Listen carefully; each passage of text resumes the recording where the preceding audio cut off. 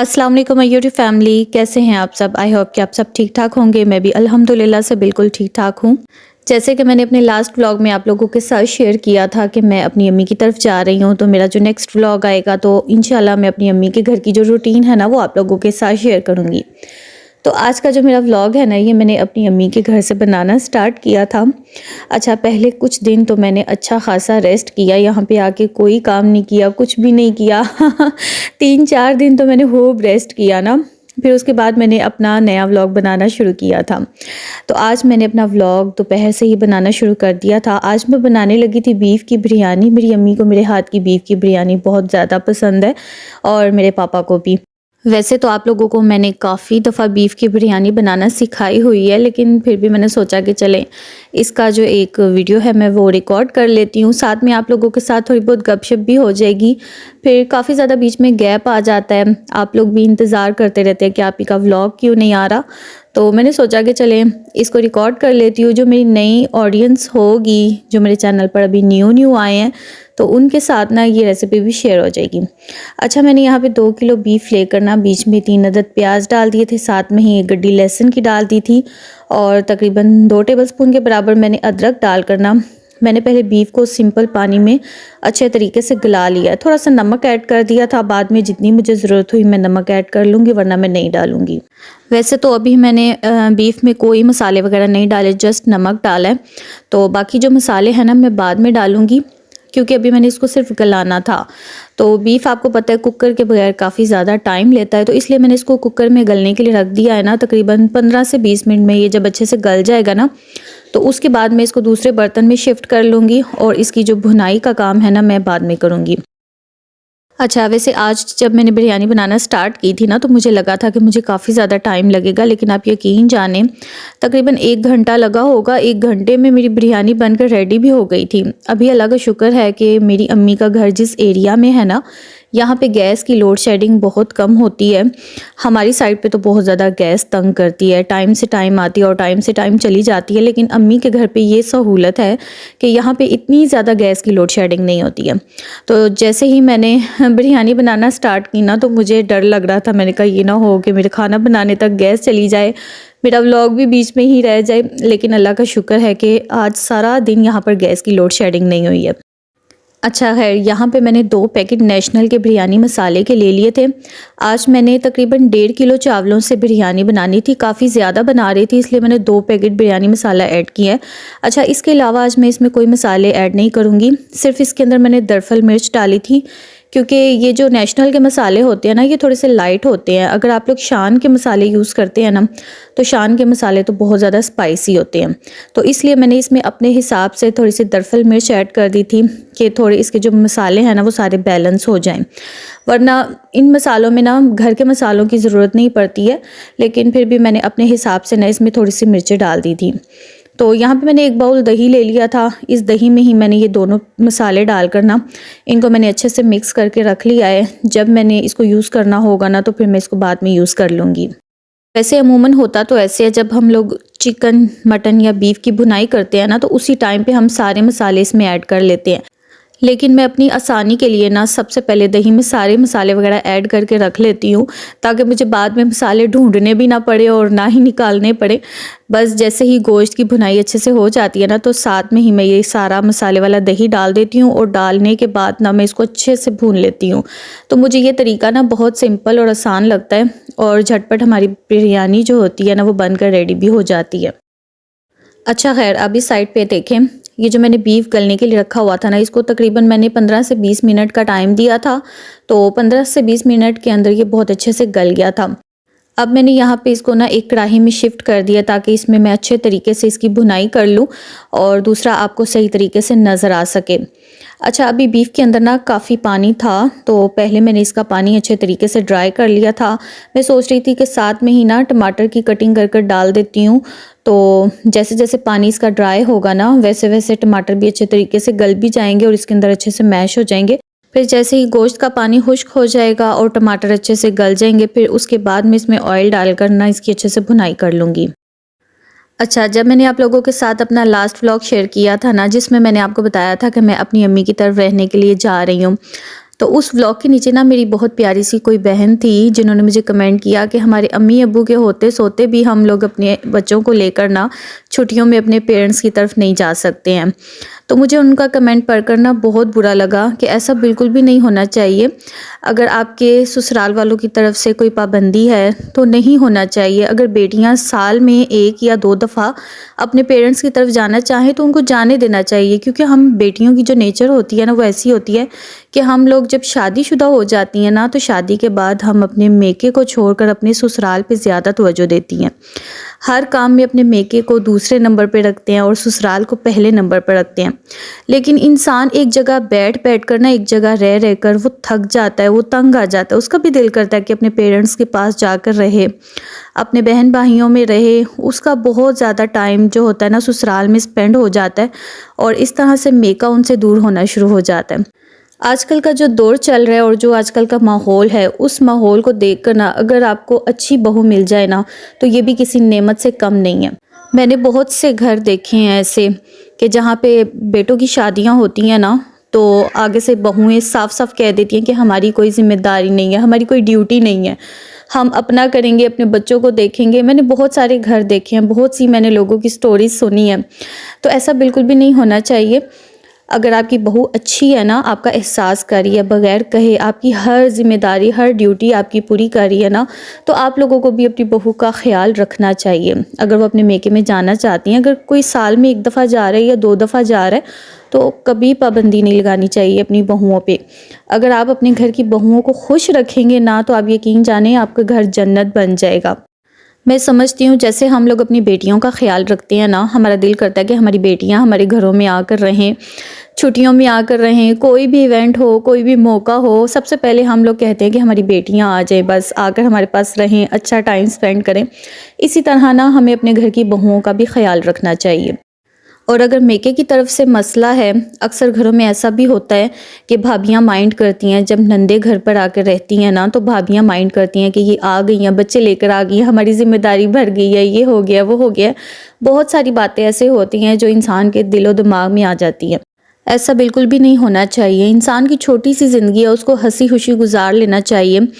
आप लोग एक दूसरे के साथ जितना टाइम स्पेंड करते हैं ना, प्यार मोहब्बत उतना ज़्यादा भरता है। और जितना आप लोग अपने रिश्तेदारों से एक दूसरे से दूर दूर भागते हैं ना, फिर ऐसे लोगों के दिलों में नफ़रतें और रंजिश बहुत ज़्यादा पैदा हो जाता है।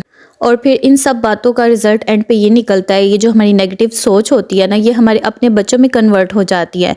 और ये स्टेप बाय स्टेप नस्ल दर नस्ल ये चलती जाती है और कभी ख़त्म नहीं हो पाती है, जिसकी वजह से सारे रिश्ते एक दूसरे से दूर हो जाते हैं।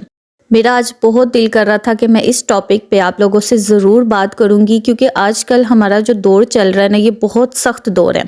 और इस दौर में ज़िंदगी गुजारना इतना ज़्यादा कोई मुश्किल हो गया है ना, और इस ज़िंदगी को हम लोगों ने खुद मुश्किल बनाया हुआ है। अगर हम लोग खुद अच्छा सोचेंगे ना तो हमारी ज़िंदगी अच्छी गुजरेगी। अगर हम लोग खुद गलत हैं ना तो हमारी ज़िंदगी कभी अच्छी नहीं गुजरेगी। मेरा आज का जो टॉपिक था ना, आप लोगों को कैसा लगा? कुछ लोग इस पे नेगेटिव कमेंट्स ज़रूर करेंगे क्योंकि मैं ऐसे टॉपिक्स पे ना बहुत कम बात करती हूँ। एक दफ़ा मैंने पहले भी एक वीडियो बनाई थी जिसमें मैंने हस्बैंड वाइफ के रिलेशन के बारे में ना कुछ बातें शेयर की थी। तो मेरी उस वीडियो पे ना मुझे इतने ज़्यादा कोई नेगेटिव कमेंट आए थे ना, जिन कमेंट्स को पढ़ के ना मैं बहुत ज़्यादा परेशान हो गई थी। 100 में से कोई 70% लोग ऐसे थे जो बिल्कुल मेरी सोच रखते थे और उन्होंने मुझे उस बात पे अप्रिशिएट भी किया था। लेकिन 30% लोग ऐसे थे जो बहुत ज़्यादा नेगेटिव सोच रखते हैं और उन्होंने मुझे बहुत सारी बातें सुनाई जो मैंने उसके बाद आपके साथ कभी शेयर नहीं की हैं। लेकिन नेगेटिव लोग होते हैं और ऐसे लोगों के घरों में ना कभी खुशी नहीं आ सकती है। मेरा इस टॉपिक पे बात करना इसलिए ज़रूरी था क्योंकि मैं व्लॉग्स बनाती हूँ और मेरे अगर एक वीडियो के ऊपर 10,000 व्यूज़ भी आ रहे हैं ना, तो 10,000 व्यूज़ में अगर कोई मेरी एक अच्छी बात समझ जाए, सीख जाए, तो वो एक सदका ही जारी है। अगर आप किसी को अच्छी बात समझा रहे हैं ना, सिखा रहे हैं, ये भी एक सदका ही जारी है। तो इंसान को ना किसी तरीके से अच्छी बात को फैलाना चाहिए। अगर कोई एक्सेप्ट करता है करे, जो नहीं करता वो उसकी अपनी मर्जी होती है। लेकिन हमें अपनी तरफ से ना फिर भी कोशिश करनी चाहिए कि अगर अल्लाह ताला ने आपको कोई मौका दिया है ना किसी के साथ अच्छी बात शेयर करने का, तो आपको वो वक्त हाथ से नहीं जाने देना चाहिए, उसका पूरा फ़ायदा लेना चाहिए। चलें जी, आज आपके साथ मैंने इतनी ज़्यादा बातें शेयर कर ली ना कि मेरा व्लॉग बीच में ही रह गया है। अच्छा, अभी हम वापस आते हैं अपने व्लॉग की तरफ। जैसे कि मैंने आपको बताया कि मैं बिरयानी बना रही हूँ, तो मुझे बिरयानी के लिए ना फ्रेश पुदीना, साथ में सब्ज़ मिर्चें और लीमू चाहिए थे, लेकिन वो अभी घर पर अवेलेबल नहीं थे। लेकिन मेरी अम्मी ने अपने बाग में ना ये लीमू का पौधा भी लगाया हुआ है, साथ में सब्ज़ मिर्चों का भी लगाया हुआ है और साथ ही ना गमले में अम्मी ने पुदीना भी लगाया हुआ है। तो मैंने सोचा कि बाज़ार से मंगवाने से बेहतर है मैं ये घर से ना ये ताज़े ताज़े ही उतार लेती हूँ। तो इतने खूबसूरत लग रहे थे ना ताज़े ताज़े, और इनकी खुशबू भी बहुत ज़्यादा अच्छी थी। और जो सब्ज़ मिर्चें थी ना वो देखने में तो बहुत छोटी छोटी सी लगती थी, लेकिन बहुत ज़्यादा तीखी थी। अच्छा खैर, अब हम वापस आ जाते हैं बिरयानी की तरफ। यहाँ पे मैं बिरयानी की तह लगाने लगी थी। बिरयानी के लिए सारी चीज़ें जो थी ना वो मैंने रेडी कर ली हैं। गोश्त की मैंने अच्छे से भुनाई कर ली थी, साथ में चावल भी मैंने उबाल लिए थे और प्याज वगैरह जो मैंने फ्राई कर रखने थे वो भी कर लिए थे। साथ में सब्ज़ मिर्चें भी थी, लीमू के स्लाइसेस थे और फ्रेश पुदीना भी था। अच्छा, जब मैंने चावल उबाले थे ना, तो चावल उबालते वक्त मैंने पानी के अंदर ना नमक ऐड किया था, साथ में थोड़ा सा कुकिंग ऑयल ऐड किया था और साथ में ना थोड़े से साबुत खड़े मसाले डाल दिए थे। तो उसी पानी में ना मैंने चावल उबाल लिए थे। बस अब यहाँ पे मैंने सिर्फ बिरयानी की तह लगानी थी, और बिरयानी की तह लगाना आप सबको पता है कैसे बिरयानी की तह लगाते हैं। सबसे पहले चावलों की लेयर दे देते हैं, फिर उसके बाद जो हमने बीफ का, चिकन का या मटन का जो भी कोरमा बनाया होता है ना, वो दूसरी लेयर हम लोग कोरमे की लगा देते हैं। फिर उसके बाद तीसरी लेयर दोबारा से चावलों की आती है, और लास्ट में हम लोगों ने ये जो प्याज वगैरह ब्राउन करके रखे हैं ना, उसकी हम लोगों ने एक लेयर लगा देनी है और इसको फाइनल टच दे देना है। अच्छा, वैसे आप लोगों से ना मैं एक और अपने दिल की बात पूछना चाह रही थी कि आप लोगों में से कौन है ऐसा जिसको मेरे व्लॉग्स अब बहुत ज़्यादा बोरिंग लगना शुरू हो गए हैं। मुझे लास्ट व्लॉग पे भी ना कमेंट आया कि आपके किचन के व्लॉग देख देख के ना हम इतने ज़्यादा बोर हो गए हैं ना कि अब हमारा व्लॉग्स देखने का ना दिल नहीं करता। असल में मैं आपके साथ कोशिश करती हूँ कि एक लिमिट में रह के व्लॉग शेयर करूँ, अपनी किचन तक की रूटीन शेयर करूँ। हाँ, थोड़ी बहुत होता है घर की, बच्चों की थोड़ी बहुत रूटीन शेयर कर देती हूँ, लेकिन मैं समझती हूँ कि जब इंसान बहुत ज़्यादा पर्सनल जाना शुरू कर देता है ना, तो वो सारी हदूद पार कर देता है, जो मुझे बिल्कुल भी अच्छा नहीं लगता और ना ही मेरी फैमिली को पसंद है। तो मैं अपने शौक की वजह से बस व्लॉगिंग करती हूँ, और मैंने सोचा हुआ था कि मैं अपने किचन की हदूद से बाहर नहीं जाऊँगी। मेरे व्लॉग्स ऐसे होंगे जिसमें आपको कुकिंग भी सीखने को मिलेगी, साथ में हम थोड़ी सी गपशप भी कर लिया करेंगे, हमारा एक दूसरे के साथ टाइम स्पेंड हो जाया करेगा। लेकिन जब मैंने वो कमेंट पढ़ा ना, तो मुझे फिर बहुत ज़्यादा टेंशन होना शुरू हो गई थी कि मैं अपने व्लॉग्स में आप लोगों के साथ ऐसा क्या शेयर करूं जिसको देखकर आप लोग इंजॉय करें, क्योंकि मेरे पास कंटेंट यही है। क्योंकि मैं एक हाउसवाइफ हूँ, मैं घर से बाहर बहुत कम जाती हूँ, जब कभी जाती हूँ तो वो भी मैं आपके साथ शेयर कर देती हूँ। बाकी इसके अलावा मेरे पास कोई एक्टिविटी नहीं है। मेरे पास मेरा ससुराल है, मेरा घर है, मेरे बच्चे हैं, हस्बैंड है, और मेरी एक जॉब यही है कि मैंने इन सबको देखना है, इनकी रिस्पॉन्सिबिलिटीज़ को पूरा करना है।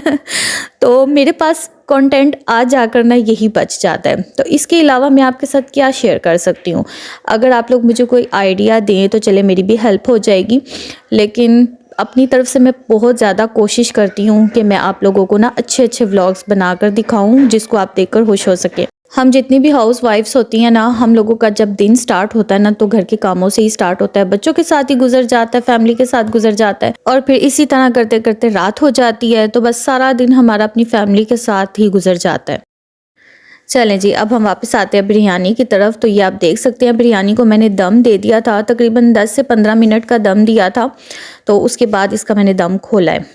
तो ये आप देख सकते हैं कितनी मज़ेदार सी हमारी बीफ की बिरयानी बनी है, और आज वाकई में बहुत ज़्यादा यमी बनी थी, और मैंने आज बहुत ज़्यादा दिल से बनाई थी क्योंकि मेरे अम्मी की और मेरे पापा की फरमाइश थी। तो आज मैंने बहुत दिल से उनके लिए बिरयानी बनाई थी। तो इसकी आप फाइनल लुक कभी आप चेक करें ना, बहुत ज़्यादा मज़े की बिरयानी बनी थी, खाने का आज तो मज़ा ही आ गया। अच्छा, वैसे चिकन से ज़्यादा ना बीफ की बिरयानी का बहुत ज़्यादा मज़ा बनता है। कभी आप अपने घर में बनाकर ट्राई कीजिएगा ना, तो आपको खुद फील होगा कि चिकन से ज़्यादा मज़े की बीफ की बिरयानी बनती है। तो ये था जी हमारा दोपहर का खाना, जो मैंने आप लोगों के साथ शेयर कर दिया, साथ में रेसिपी भी शेयर कर दी है। अच्छा ख़ैर, जैसे ही हम लोग खाने से फ़ारिग हुए ना, तो उसके बाद मैं, मेरी दोनों सिस्टर्स और दुआ, हम चारों ना बाज़ार की तरफ जा रहे थे। हम लोगों ने आज बाज़ार से थोड़ी बहुत शॉपिंग करनी थी। वैसे भी ऐसा होता है कि जब हम लोग अपने मेके में इकट्ठे होते हैं ना, जब हम सारी बहनें अपने मेके में जाती हैं, तो बाज़ार का चक्कर ना लगे ऐसा हो ही नहीं सकता। सबको ना कुछ छोटा-छोटा लेना ही होता है। वैसे भी मुझे ऐसा लगता है कि हर किसी के घर में ऐसा ही होता है कि जब भी बच्चों को छुट्टियां होती हैं और सब बहन भाई इकट्ठे होते हैं, तो बाज़ार का चक्कर तो लाज़मी लगता है। हर किसी ने कुछ ना कुछ लेना ही होता है। और इसके अलावा जो इकट्ठे मिलकर शॉपिंग करने का मज़ा आता है ना, उस शॉपिंग का तो मज़ा ही और है। अच्छा, बहरहाल यहाँ पे हम सबसे पहले आए थे बच्चों के कपड़ों वाली शॉप पे। मैंने अपनी भतीजी के लिए ना एक प्यारा सा ड्रेस लेना था। मैं सोच रही थी कि सर्दियाँ आई हैं ना, तो सर्दियों में मैं अपनी भतीजी को ना एक प्यारा सा ड्रेस लेकर दूँ। तो फिर यहाँ से मैंने उसके लिए एक ड्रेस लिया। फिर उसके बाद हम लोग गुल अहमद पर गए। वहाँ से मेरी सिस्टर ने अपने लिए एक ड्रेस लेना था, छोटा-मोटा उसने अपना सामान लेना था, थोड़ी-सी कॉस्मेटिक्स वगैरह लेनी थी, वो ली। और फिर मेरी बड़ी सिस्टर ने भी कुछ चीज़ें लेनी थी, उसने भी ली। इसी तरह बस हम तीनों सिस्टर ने ना थोड़ा बहुत कुछ ना कुछ लेना था। तो इसी तरह करते-करते ना 2 से 3 घंटे तो हमारे बाज़ार में ही लग गए थे। लेकिन मैंने हर शॉप पे अलग-अलग वीडियो रिकॉर्ड नहीं की, क्योंकि फिर अच्छा नहीं लगता कि इंसान क्या हर जगह कैमरा लेकर घूमता रहे। मुझे तो ना बहुत ज़्यादा अजीब लगता है। अब तो इसलिए मैं आपके साथ ना शॉपिंग की वीडियोज़ बहुत कम शेयर करती हूँ कि मुझे बाहर जाके ना कैमरा ऑन करना इतना अच्छा नहीं लगता। ख़ैर, उसके बाद हम लोग जैसे ही बाज़ार से फ़ारिग हुए ना, तो फिर हम लोग आए यहाँ पे हिजवेरी पे। यहाँ से हम लोगों ने चाट वग़ैरह खाई। तो जब शॉपिंग करने आओ तो फिर चाट ना खाओ ऐसा हो ही नहीं सकता। और दुआ का जो मकसद यही था हमारे साथ आने का कि इसने हिजवेरी से चाट खानी थी। तो बस ये था मेरा आज का व्लॉग। आई होप सो कि आपको पसंद आया होगा। व्लॉग पसंद आए तो वीडियो को लाइक कर दें, शेयर कर दें। चैनल पर न्यू है तो चैनल को सब्सक्राइब कर दें, ताकि मेरे नेक्स्ट आने वाले व्लॉग्स आप लोग मिस ना कर सकें। अब आप मुझे इजाज़त दीजिए। अपना और अपने प्यारों का बहुत सारा ख्याल रखिए और मुझे अपनी दुआओं में याद रखिए। तब तक के लिए अल्लाह हाफिज़।